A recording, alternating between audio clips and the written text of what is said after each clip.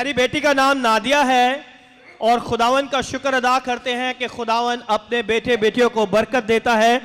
और इस साल की बिगिनिंग में जनवरी से इन्हें कुछ वीमेंस इशू के प्रॉब्लम्स थे, जिसकी वजह से डॉक्टरों ने इनकी सर्जरी करना चाहा, लेकिन खुदा के खादम ने हमेशा इनके लिए दुआएं की।